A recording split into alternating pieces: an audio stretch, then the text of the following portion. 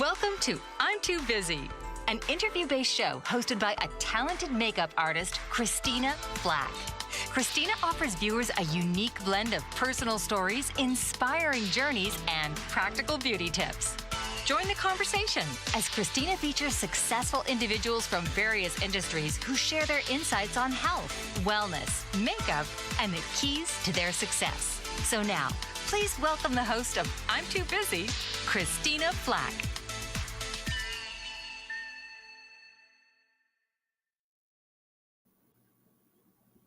Hi, I'm Christina Flach. Welcome to I'm Too Busy TV, where we explore the journeys, insights, and wisdom of accomplished professionals across all walks of life. Today, we're joined by a remarkable individual who has worn many hats, from World Series champion to business author and professional development expert. Buddy Biancalana is a former Major League Baseball shortstop who etched his name in baseball history as a key player in the Kansas City Royals' 1985 World Series championship. He was born in Marin County, California. He started his journey of baseball at Redwood High School, where his exceptional talent earned him a spot on the mythical national team championship team in 1977, recognizing him as one of America's top high school players. He was selected in the first round by the Kansas City Royals in 1978, and Biancalana would go on to make his mark in the 1985 World Series, where he started in all 14 postseason games with an impressive 278 batting average and 435 on-base percentage. His flawless defensive play and clutch performances helped secure the Royals' victory. Beyond his playing career, Buddy has remained deeply involved in baseball as a field manager, infield coordinator, and an author. His book, The 7 Secrets of the World-Class Athlete, shares insights from his remarkable career. In 2009, his achievements were recognized with his induction into the Redwood High School Athletic Hall of Fame. I would like to welcome Buddy Biancalana. Hello, Christina. Hi, how are you? Thank you for being here today. Thank you for having me. Nice to be here. You have had quite a career, my friend. Life is quite a journey. Twists and turns, bumps, and, there are a few bumps in the road, but I'm here and healthy and happy, and life is good. So that's great. Your journey has taken you from professional athlete to author to motivational athletic and executive coach and business leader. How do the principles of high performance athletics translate to success in other professional realms? Well, so many companies are wanting to hire athletes these days. And, years ago, athletes were could be talked about as, quote, dumb jocks. And what I've realized through my work and work with a lot of athletes and through my evolution is that we're far from dumb. There's some certain aspects of an athlete that are really pretty special. Not that I'm special, but in general, an athlete, the brain-body coherence that it takes to perform a sport well, really carry over into the everyday world. The physiology functions really, really well. And failure, right? Especially baseball, there's, you could be in the Hall of Fame and have failed 7 out of 10 times. So sports really teaches you how to, get up in the next moment. You just don't have time to sulk if things don't go your way. You've got to be ready for the next play, the next moment. And certainly, out in the real world, when we will all get knocked down from time to time, it's very beneficial to have that sports background to fall back on and know that, okay, this is just another strikeout or another error that I've got to be ready for the next play. So it really carries over.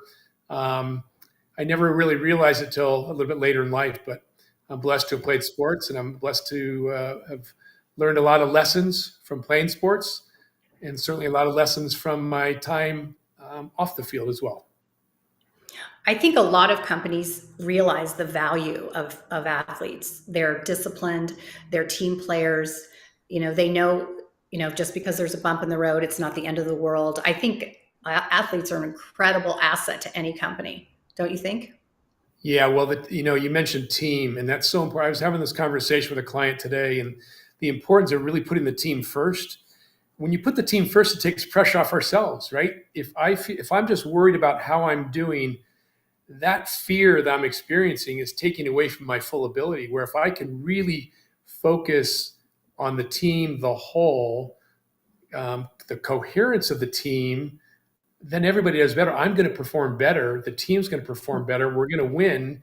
Everybody's going to get along better.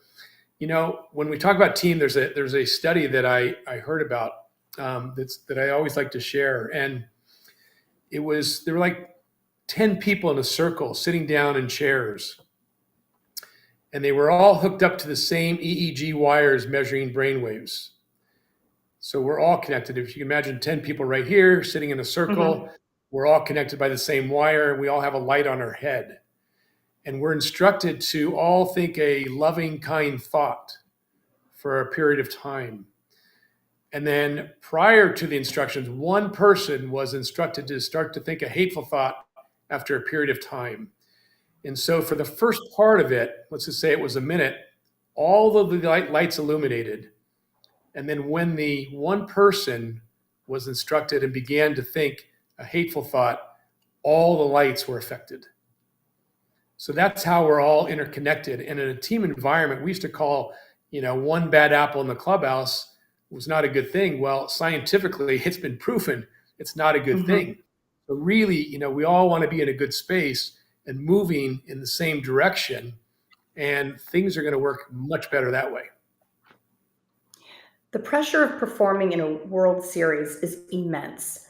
What strategies for handling pressure have you found most valuable in your various professional roles? And was the World Series the first time you were in the zone, or had you experienced that feeling prior and just didn't realize the magnitude of it? Well, yeah, it was. My zone experience in the World Series was just remarkable. And truth be told, I was sitting in my locker. As a young kid, I knew I wanted to play Major League Baseball, but I never once thought about playing in a World Series. It's like too big an event. That's something I watch on TV every October. And even when I got to the big leagues, it never kind of crossed my mind that I'd play in the World Series. I was just I was in survival mode, right? When you're just in survival mode, you're just trying to get by, trying to stay in the lineup, trying to stay on the team, trying to earn a living. That's where I was. Well, all of a sudden, I'm sitting in my locker before Game 1 of the 1985 World Series. And with about 20 minutes to go, I had to be in the dugout for introductions. I was a starting shortstop. And all of a sudden, I got completely blindsided by the only thing I can call it was fear. And it was to the extent that if someone was 10 feet away from me, I knew for sure I couldn't catch the ball. That's how I felt. I was completely paralyzed with fear. And I'm like, and it just hit me. And usually before a game, Christine, I'd make myself a sandwich just to kind of, settle myself. I'd mood alter, right? I was mood altering pretty well in those days. And, but in that moment, there was no drug, there was no alcohol, there was nothing, no sandwich that was going to settle me. And I was forced for the first time in my life to say, man, this is really scary. I'm thinking, what am I going to do? I can't go play shortstop. I'm a starting shortstop. In 20 minutes I had to be on the field. And I just sat there. I said, wow, this is really scary.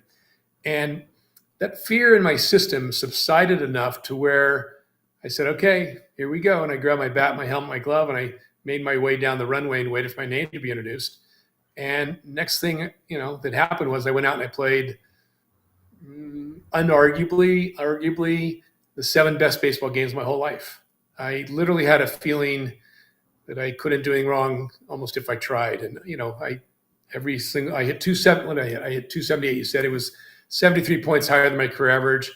I played errorless at shortstop. You choose my words carefully when I say but every single ground ball for 7 games hit me right in the sweet spot of my glove. And every throw came out of my hand with perfect speed and trajectory. And there was even one instance in St. Louis, there was a ball that kicked away from our second baseman, Frank White, on a stolen base attempt by Ozzie Smith. And it kicked into left center field, and I, ran out and retrieved it and just kind of picked it up and wheeled back and threw to second. No big deal. Anybody watching this podcast, listening to this podcast, could make the same play. It was no big deal. But what was really unique was in the moment, I had a feeling that I could have kicked him the ball, right? And I don't know if you ever kicked a baseball, but it's not like kicking a soccer ball, okay? Right. It's a little tough. Yeah, it's a little tougher. And so, but that's how I felt. I really felt like, wow, there is a force that is more powerful than me that's taking place. And I just didn't understand what it was in the moment during that whole series. Thus, I was out of the big leagues 20 months later.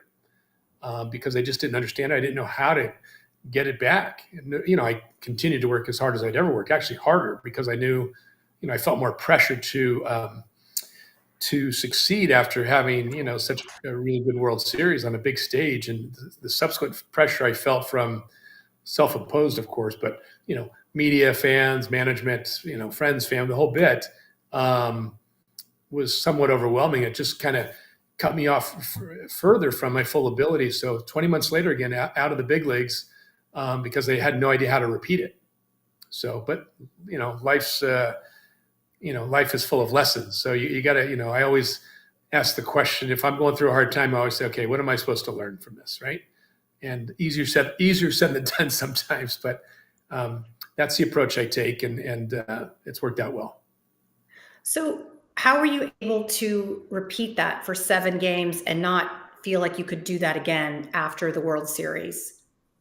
Well, when you don't understand how the brain functions and how the emotional body functions and how all of that integrates with physical mechanics, which are very, very important for an athlete, it's easy to get lost.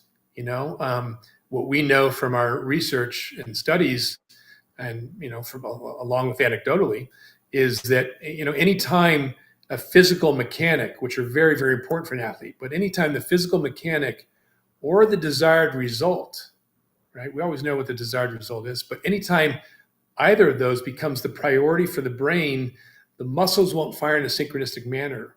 The information that you're processing won't get to the middle of the brain, which is where emotion is stored, and what's called the basal ganglia. And then it can't get to the back of the brain, which part of the motor system called the cerebellum, to allow all the muscles to fire in a synchronistic, harmonious, sequential manner. And so, most people, and myself still sometimes, we get too focused on the outer goal. There's nothing wrong with goals, but you're never going to forget, once you set a goal, you're never going to forget that's what you want. And so, what we're always after, every human is after the same thing. Everything we do in life, we do because we want to feel good. If we really think about it, break it down, why do we do what we do? Because we think it's going to help us feel good. It doesn't matter what it is. And so it's easy to get caught up in chasing something outside of ourselves. Nothing wrong. Again, we have to take action and strive and do the things we have to do and work hard, of course. But when an athlete's playing their best, they typically describe it 3 ways. They say that everything slowed down, they weren't thinking, and the motion's more fluid and effortless with great timing. And so that's an inner experience. So it's very important to make your inner state your priority as you're taking action for your desired result that you'll never forget you want. That makes sense? Yes. So what happened after the 20 months later, you were out of baseball, and where did you decide to go from there? Because I know it's really hard for a lot of athletes to transition to being a civilian. And did you find that to be a hard thing to do, or what did you think you were going to do after you retired? Well, I had a back injury, and I'd had concussions at a young age. As a child, I fell off a bathroom counter when I was less than a year old. Had several concussions growing up, but I didn't know, back in those days, we didn't know, no one diagnosed you as a concussion. You stopped crying. Everybody thought you were all right. Well, I was far from all right.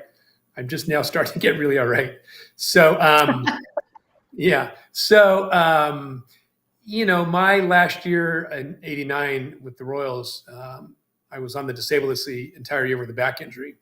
And so I took advantage of that. I got my real estate license. I got in commercial real estate, and also did a little broadcasting on the side on the weekends for the Royals pre and post game show.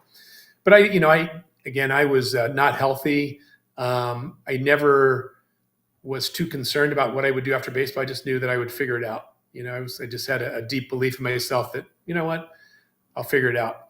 Now, that's a good thing, but I wasn't processing, the disappointment of leaving baseball. I wasn't processing all the things that can, all the emotions that can come up when, through life, that, through difficult moments, and how to process that energy so that it doesn't interfere with, what it is we want. And that's a big part of what I teach now, besides the mental, working on the emotional and the integration of the whole system, the physical, the mental, the emotional, and even the spiritual. The spiritual is, essential, because until we, really know who we are, there's always going to be a little fear attached, in life.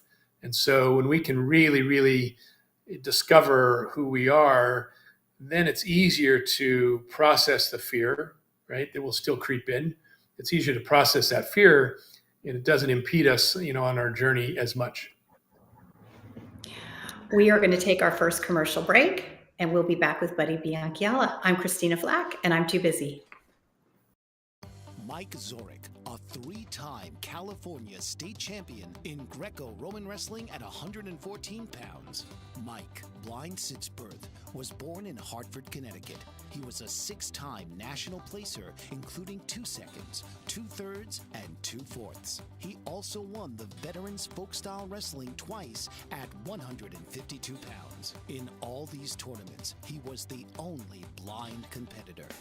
Nancy Zorek, a creative spirit whose talents have taken her to the stage and into galleries and exhibitions in several states. Her father, a commercial artist who shared his instruments with his daughter and helped her fine-tune her natural abilities, influenced her decision to follow in his footsteps. Ms. Zorek has enjoyed a fruitful career doing what she loves. Listen Saturday mornings at 12 Eastern for the Nancy and Mike Show for heartwarming stories and interesting talk on the BBM Global Network. Are you struggling to care for elderly parents or a spouse? Do you wonder if being a caregiver is making you sick? Are you worried about taking time off work to care for elderly parents and balance work, life, and caregiving? Has caregiving become exhausting and emotionally draining? Are you an aging adult who wants to remain independent, but you're not sure how? I'm Pamela D. Wilson. Join me for the Caring Generation radio show for caregivers and aging adults, Wednesday evenings, 6 Pacific, 7 Mountain, 8 Central, and 9 Eastern, where I answer these questions and share tips for managing stress, family relationships, health, well-being, and more. Podcasts and transcripts of The Caring Generation are on my website, PamelaDWilson.com, plus my caregiving library, online caregiver support programs, and programs for corporations interested in supporting working caregivers. Help, hope, and support for caregivers is here on The Caring Generation and PamelaDWilson.com.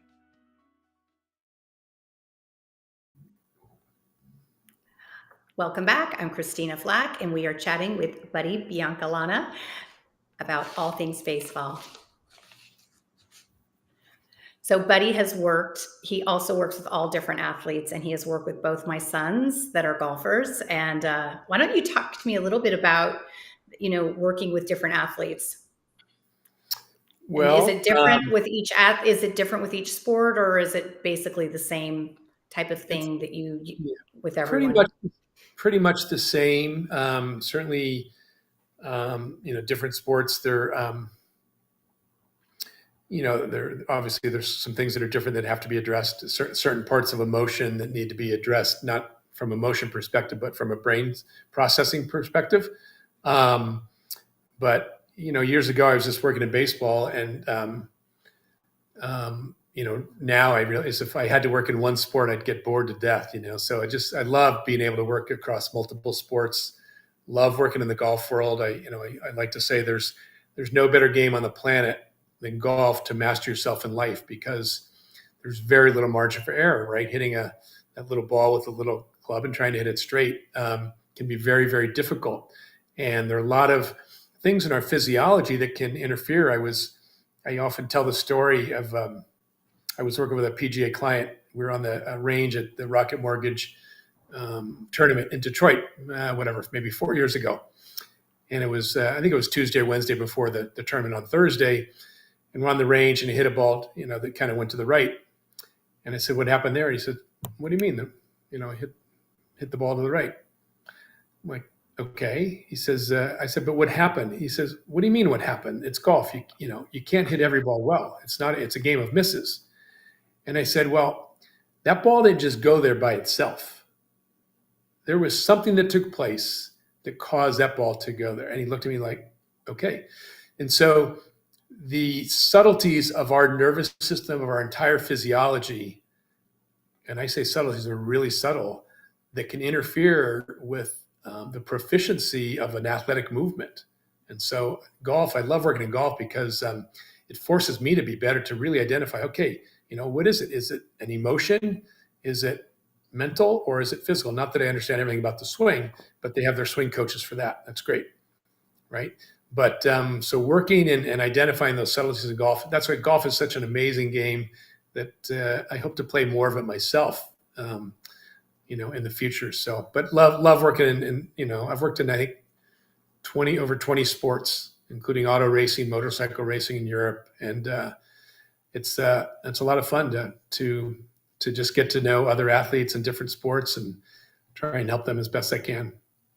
Let's go back a little. So you were doing commercial real estate after you retired. And then what made you decide to start doing this? Like, what happened that you just said, I want to work with different athletes, and I think I have a system? Well, I was healing my brain and body is what I was doing. I was searching all over to feel good. I've been to way more healers than you could ever imagine, just trying to figure out what was going on with me from a physical, mental, emotional perspective. And when you have concussions and you don't know you had concussions, it's very difficult to identify what's going on, because blood vessels are just, you don't even know, but you're just not functioning well because the blood vessels are constricted, right, from trauma in the head. And so you just are looking all over for what the heck's wrong. Emotionally feeling not great, mentally not feeling great, physically not feeling great, spiritually it's tough to stay really aligned and connected. So through all of that healing, I started to learn about the brain-body connection, just trying to feel better, and started utilizing that in some of my teaching with some baseball hitters, and started to see some really cool things, and met a guy, Steven Yellen, who had figured some things out and put some things together. So it's somewhat by accident, through my injuries, and really kind of searching to live a higher life, to feel better, that kind of stumbled upon all this. And then when I first started teaching what I teach, I knew that it worked, but I had no idea that it would do all that it does. And I'm completely blown away by the full effect that it has. We've done 6 studies now, 6 research projects. And the first research project was with golfers. We hooked them up to EEG sensors measuring brainwave activity while they were putting. And one of the things we saw, this was many years ago, we saw an increase in the theta brainwave state. And at the time, I really didn't even care. Okay, theta, whatever, that's fine. This was a long time ago, probably 14, 15 years ago. And it wasn't until a couple of San Francisco Giant pitchers' wives said that their husbands were in a better mood. And I said, well, they're pitching better. And they said, well, no, it's really independent of that. They're just in a better mood. And I said, that's interesting. And then I started to research. I remembered the research project, theta. Well, theta increases serotonin and oxytocin, 2 feel-good chemicals. And so, everything we do in life, we do for one reason, because we want to feel good. Well, it turns out that when we make feeling good our priority when it comes to sports, the theta brainwave state through the zone motion training, not only are we achieving our ultimate desire of feeling good, we're better able to achieve our outer desires of performing well. And so, just the training just does way more than I ever thought. I was just kind of, we stumbled upon this and started teaching it and saw remarkable results. Our first 4 professional hitters showed an average increase in batting average of 69 points each. And I was That's remarkable. Possible, but I later realized, what I'm doing is I'm teaching them how to access the origin of the motion, which is the brain. So anytime you have access to the origin of anything, including the foundation of a building, you then have a chance to, have the desired outcome, a strong building or a good swing or a good pitch or whatever the sport is. Typically, how long does it take for your clients to notice improvement in whatever sport that they're doing? And how long do you usually work with these people? Is it something ongoing, or is it for just short periods of time? Yeah, great question. So years ago, before I really knew what I was doing and understood, and before I understood neural pathways and the emotional body, I'd spend 3 days with a professional athlete, and off they'd go, and they all did pretty well. But what I noticed was there was just a steady decline, not off the cliff, but just a steady drop off in performance. And, I didn't quite understand why really, we didn't know the importance of staying in close contact and continuing to build and strengthen and maintain those neural pathways that are necessary for us to perform our best on a regular basis in whatever we're doing. So once I figured that out and started to spend longer periods of time with the athletes and started to really understand the emotional body, which will undermine brain functioning. Brain functioning is the brain's the operating system of muscles, but our emotions will undermine the brain functioning. So all of that's really, really important, and how that all works together, how it integrates, so that those things don't get convoluted so. But to answer your question, I mean, I've got clients that have been with me for 4 or 5 years, all the way down to, typically people are staying at least a year to work, and doing, as long as the key is if they just follow along, right? Just, you got to follow along. Consistency is everything, don't you think? Yeah. Oh my God. It's not easy being human. I mean, we can be human and just, kind of survive and struggle and struggle in this and that, relationships and business, whatever. Right.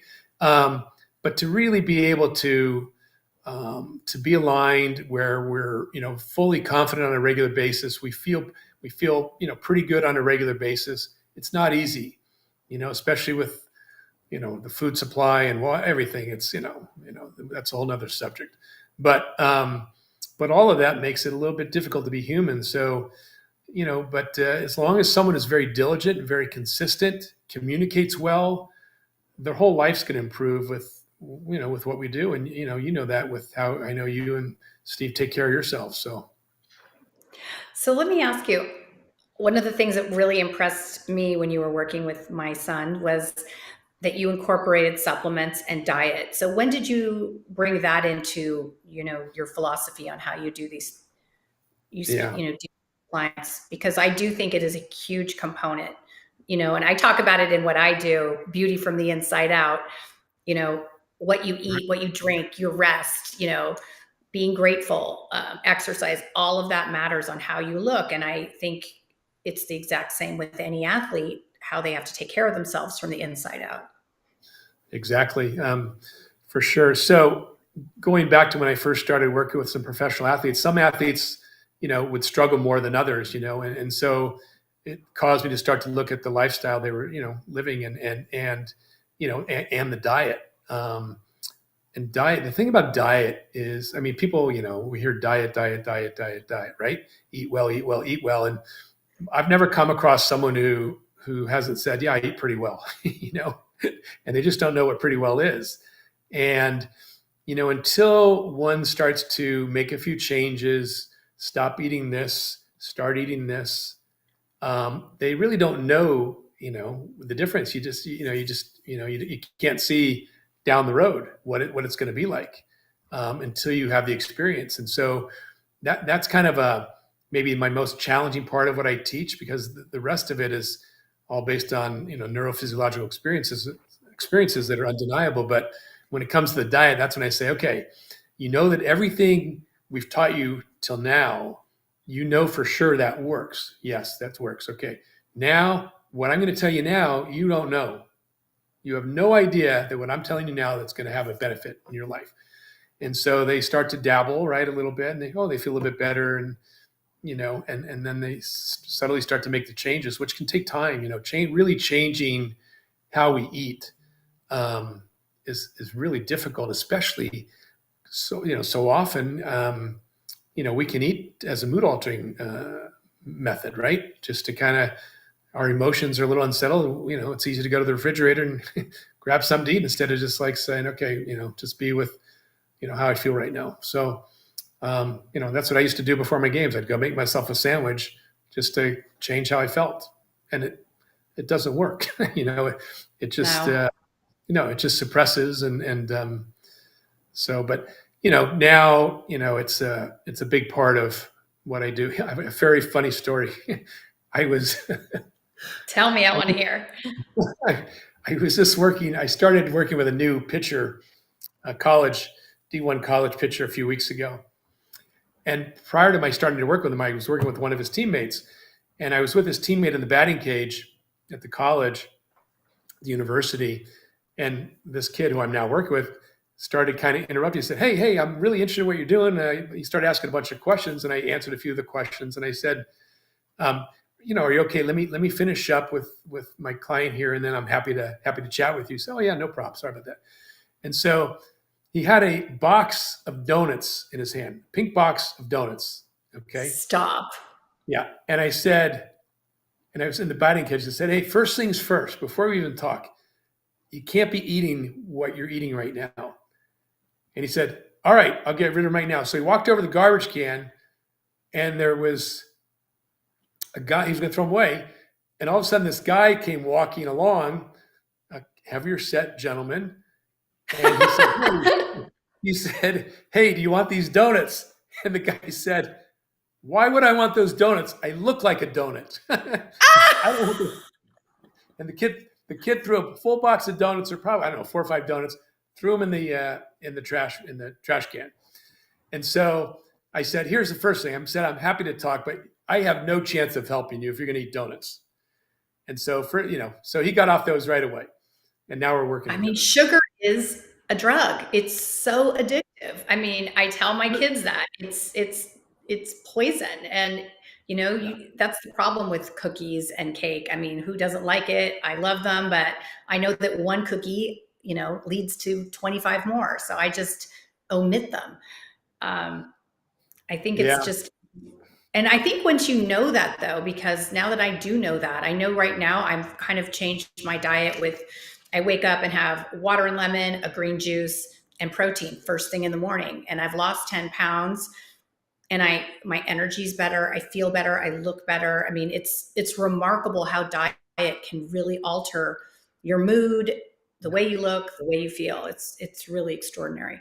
Yeah. So we're going to take another break, and we have another guest, Steve Compagno, coming up, an old teammate of yours, and we're going to go back in time. My lifelong friend. Your lifelong friend. All right, we'll be right back. I'm Christina Flach, and I'm too busy. Dr. RC will share extraordinary resources and services that promote educational success, as well as making a difference in the lives of all social workers, as well as the lives of children, adolescents, and teens of today. She will have open discussions addressing many of the issues that we face about our youth and how being employed in the uniquely skilled profession of social work for over 18 years has taught invaluable lessons through her personal experiences. She will also provide real-life facts, examples, and personal stories that will confirm that why serving as a child advocate is extremely beneficial when addressing the needs of the whole child. Listen live to Dare to Soar, Saturdays, 10 a.m. Eastern on the BBM Global Network, and tune in radio as Dr. RC will provide thought-provoking information that will empower, encourage, and strengthen students, families, and communities across our nation. You can also visit her at soarwithkatie.com.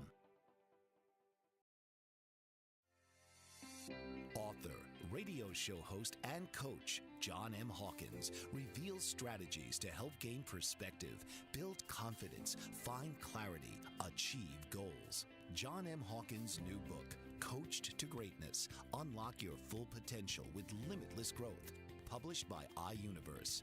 Hawkins reveals strategies to help readers accomplish more. He believes the book can coach them to greatness. Hawkins says that the best athletes get to the top of their sport with the help of coaches, mentors, and others. He shares guidance that helps readers reflect on what motivates them, rediscover and assess their core values, philosophies, and competencies, find settings that allow them to be the most productive, and track their progress towards accomplishing goals. Listen to John Hawkins' My Strategy, Saturdays, 1 p.m. Eastern on the BBM Global Network and TuneIn Radio.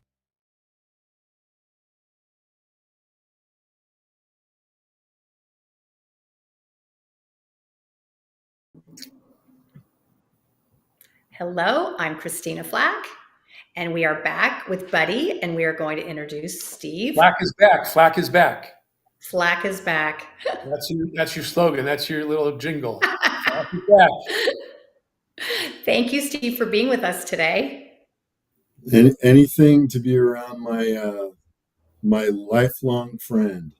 Yeah, yeah. Oh, that's so nice. So why don't you guys, let's go back in time. I know you guys played baseball together when you were growing up. You guys were on extraordinary teams. I'm just curious, when you look back at your teams, obviously you were all incredibly talented, but was there a special chemistry that your team had that took you to be the top team in the country? You got it, What do you Steve. think, Lou? I think we worked really hard. Steve was like really driven. Steve was maybe definitely one of the most competitive athletes I think I played with in high school. Frank Ferroni probably being another one. Ross Orange. We had several of them though, but Steve was one of those guys. You know what's unique about Steve? What? Steve was a pitcher on the baseball team left-handed and a quarterback on the football team right-handed. That's unbelievable. It's very rare that. Both Isn't that sides wild? of the brain were working. What's that? I said both sides of the brain were working, I guess so, right? except in the classroom. Oh, you were a good student, man. You were a very good student. Yeah, we had some good times What do you together. think, Steve? Was that something that you felt was the chemistry, the hard work? What did you feel that made your team so exceptional? Well, at that time, Redwood had what, 2,800 students? So there Yep. were 100 guys that went out for baseball. So it was super competitive. And we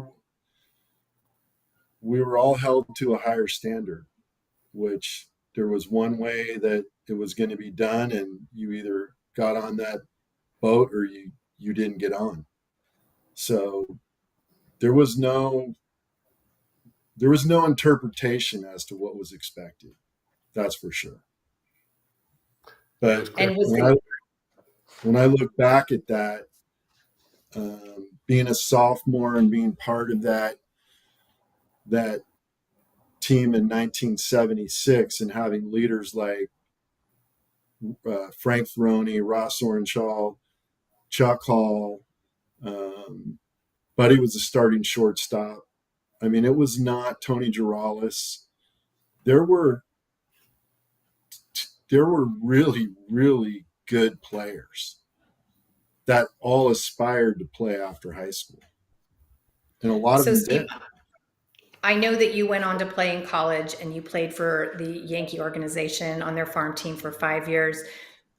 How many other of your teammates went on to play professionally? Steve Travers, Frank Ferroni, right? Yeah. Obviously, Buddy, Greg Zanino, Zanino, Gary Mickey Zanino. Meister, Jimmy Jones, Gary Zanino. There was Yeah, at least Mickey Meister. Yeah, we had quite a few.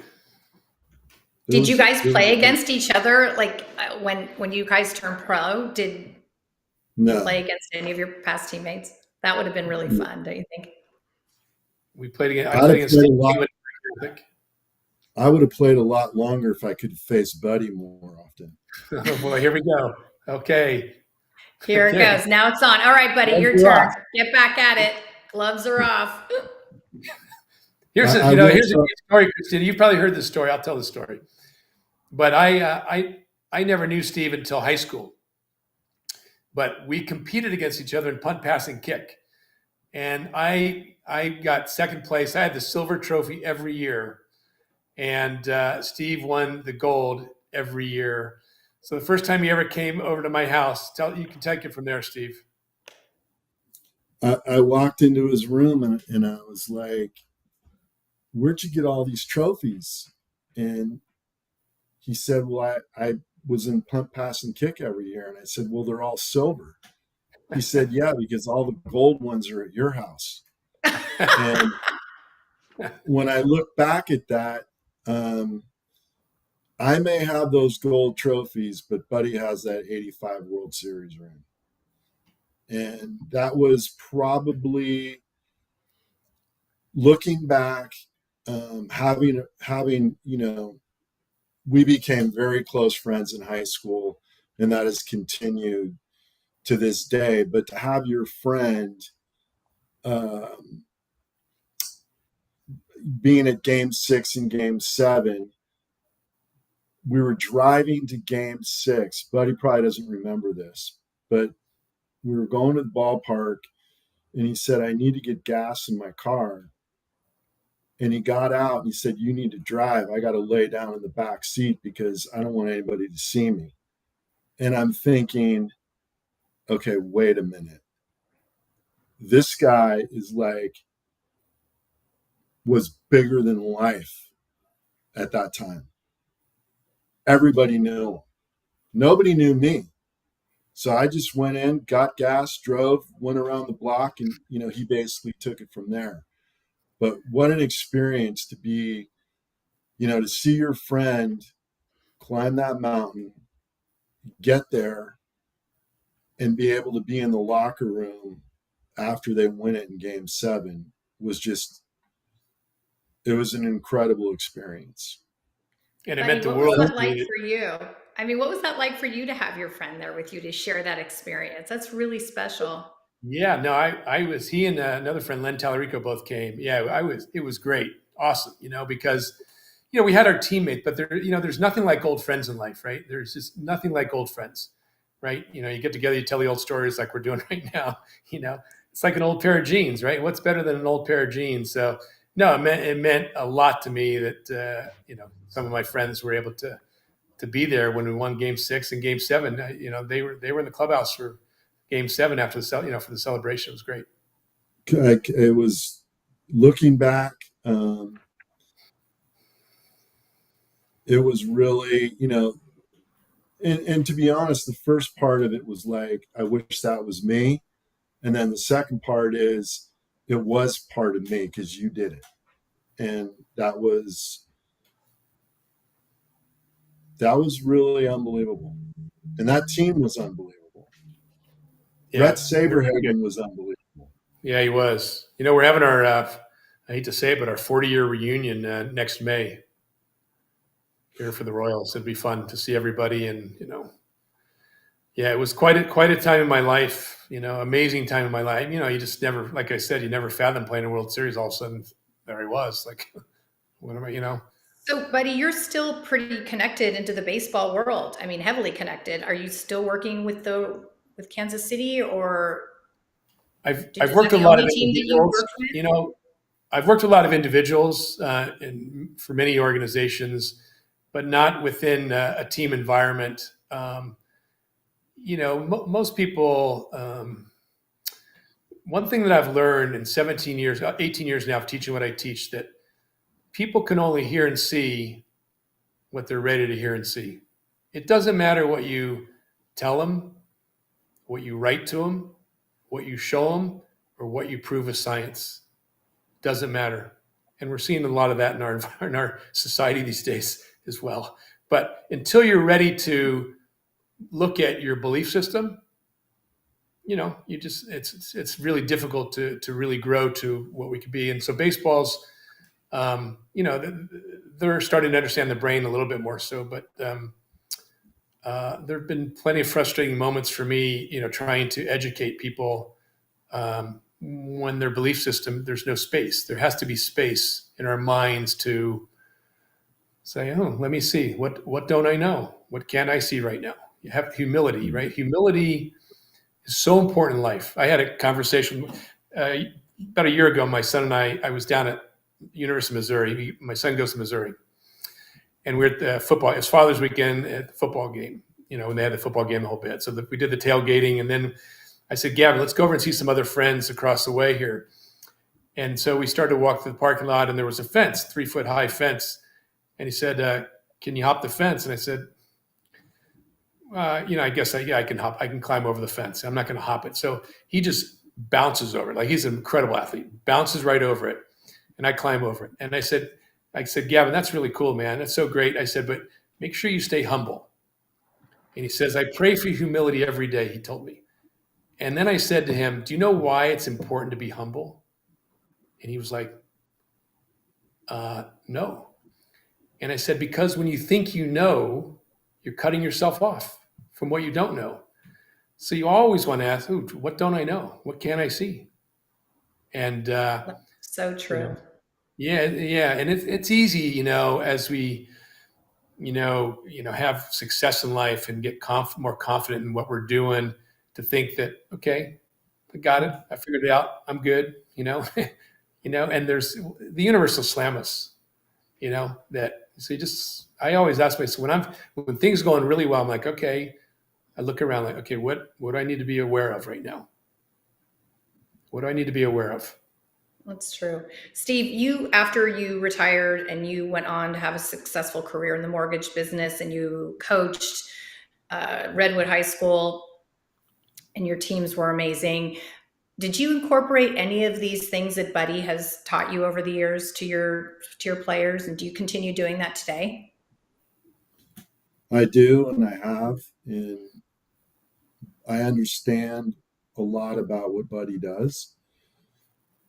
And he said something really important, that if they're not willing to listen, then they're not going to understand what you're saying. And one of the first things that I've found in coaching is players don't care what you know until they know that you care.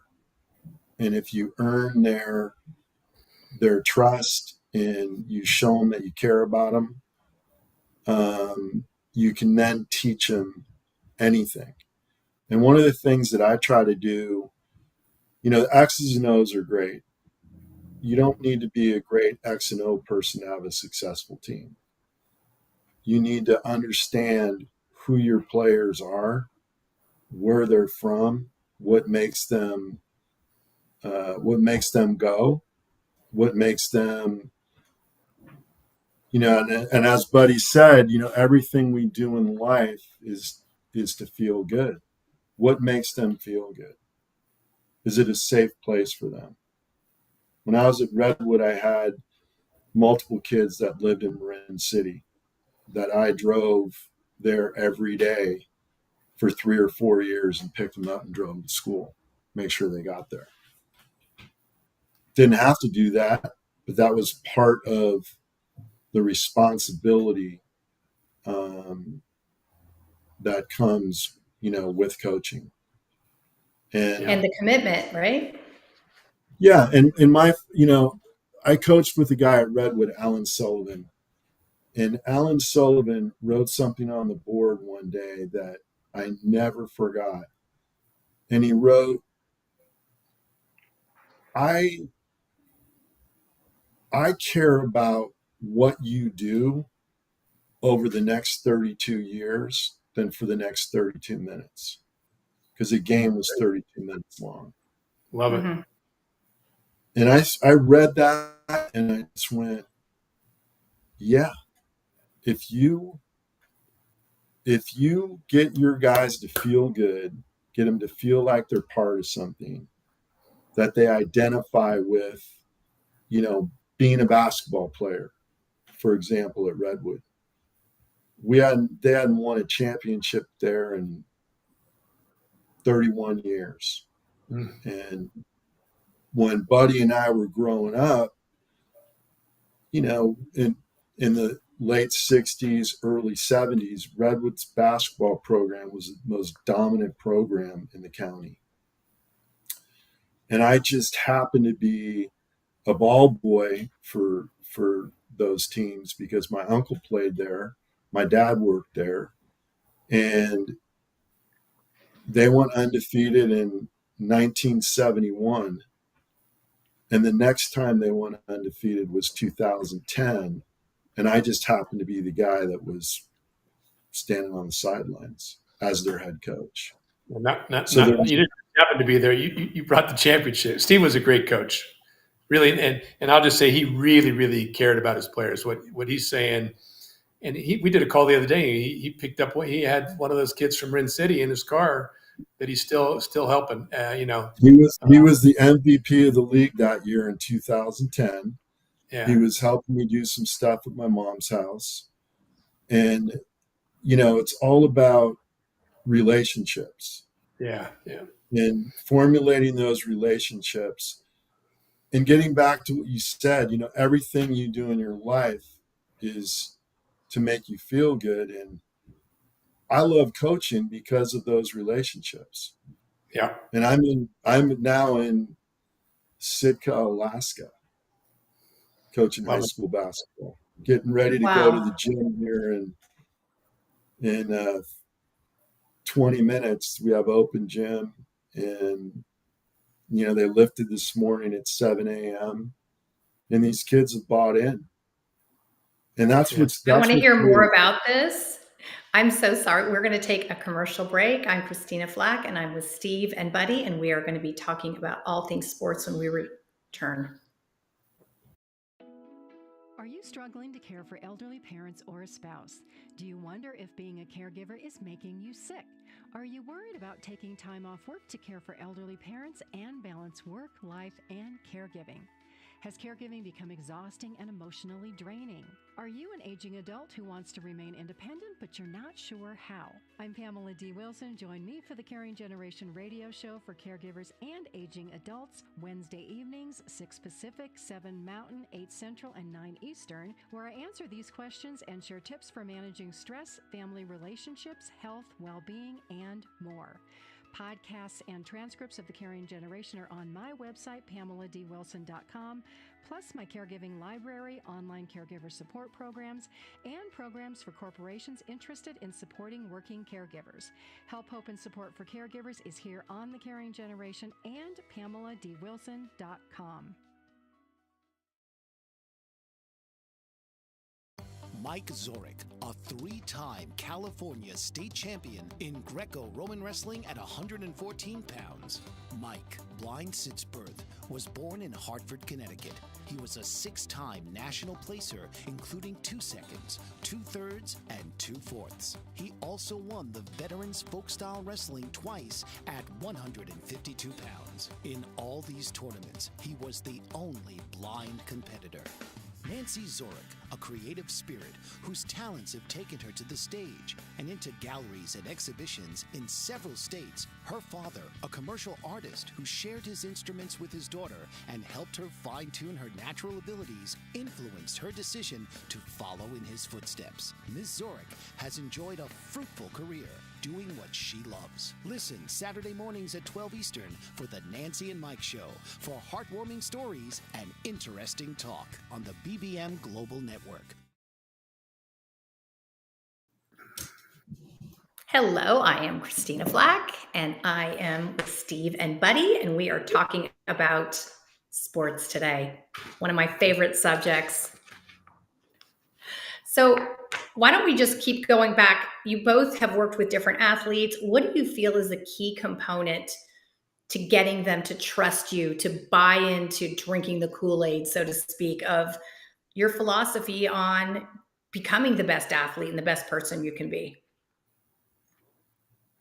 Buddy, do you want to answer that first? Sure.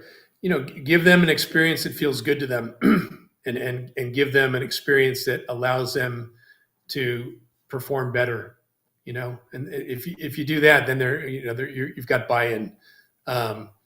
We work with neuroscience based stuff, so it's kind of an experience they have that frees them up, that allows them to feel good right away, which is really helpful. And then certainly there are many other aspects of a sport that are important.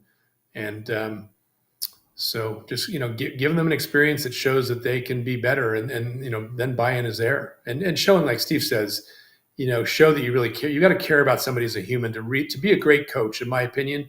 You've got to really care about someone as a human first, and if they're not good enough, they're not good enough, but really, care about them, and know that, hey, if this isn't their path, that they'll find their path.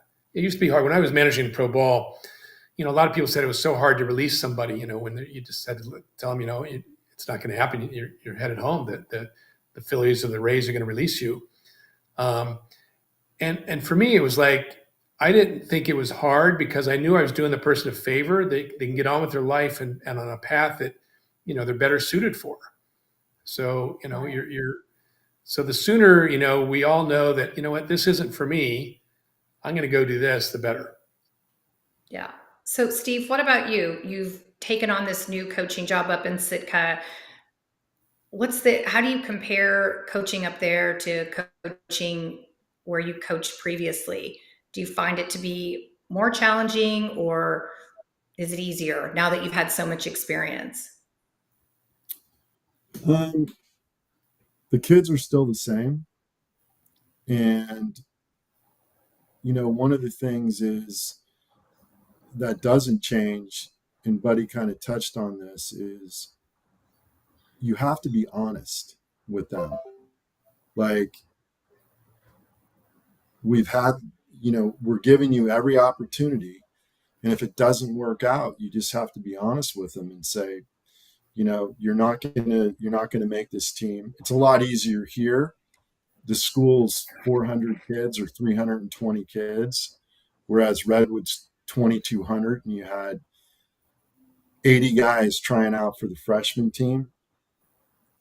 It's easy to get the first 6 or 8 right and the bottom 30, but it's the middle 40 where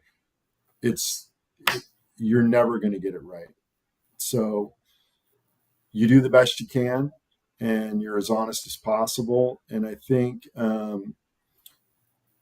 one of the things that's changed, because I coached at Redwood from 2008 through 2019,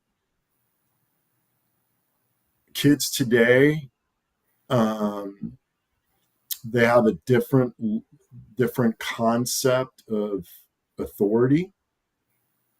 Like,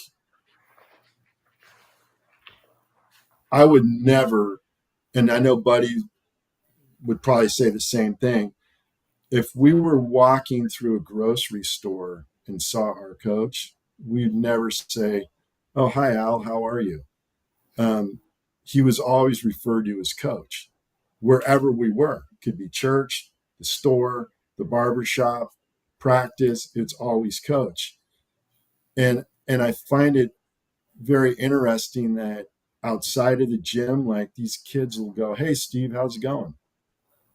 And doesn't bother me, but you have to, I think today's kid is a little more delicate with the way that you can talk to them, and tapping into their feelings is more. I have to do that more, knowing where they're from, who their parents are, what's going on in their life, what they do in school. It's not an easy job, and What to be about good you, at Buddy? it. I'm sorry, finish your sentence. I didn't mean to interrupt you. I'm good. Buddy, what about you? Do you find it more difficult dealing with your athletes now as opposed to 15, 20 years ago? No, not for me. I don't. It's easier for me. It's easier dealing with athletes now because, in general, athletes are taking better care of themselves now. They're mentally healthier now than 15, 20 years ago. So I would not say that. I think, getting back to diet, I think the diet's even more important now than it was then. I don't know. I'd have to think more about that, Christina. But I wouldn't say it's more difficult for me. I understand why kids are softer now. They're just they're mentally more stable, but they're not quite as connected as they can be. And it can be portrayed as soft, and Right. yeah. And so, try and strengthen them I up don't. by having Yeah, I them don't. connect with themselves. I think they're Steve, just. do you factor in diet with your team right now, Steve? I try to. It's very different up here. There's not a lot of external stimulation. There's not really a movie theater. There's not a bowling alley. There's a lot of everything shipped in from Seattle, so there's a lot of processed foods. And you have to be, I'm on these guys all the time. I probably have 5 guys walking around with a box of pink donuts right now. Oh my God. Yeah, it's really complicated in people's Free throws with no lives. time left on the clock, Steve. Pardon me? It'll be tough to hit those free throws with no time left on the clock. I know. But Buddy has worked with some of my teams. And he worked with my son, Joe, when he was in college and improved his free throw shooting percentage from what, Buddy, the mid 60s to the high 80s? I can't recall, but Yeah, but you did. yeah. And That's I do so incorporate a lot of what we talk about. I mean, I think the mind is so powerful.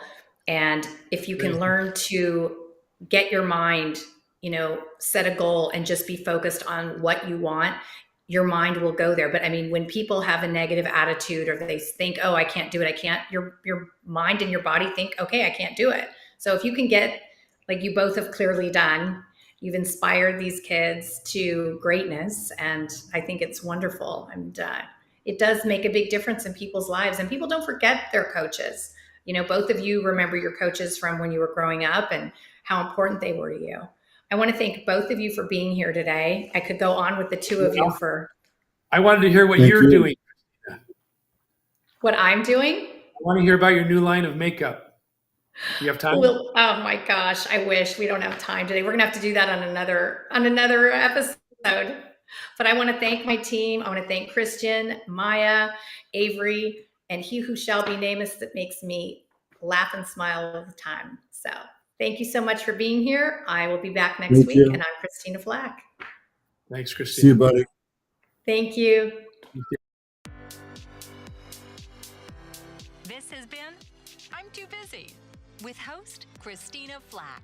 Tune in each week as Christina approaches the concept of success holistically, recognizing that achievement is not solely measured by financial triumphs, but also by maintaining a healthy work-life balance and focusing on self-care.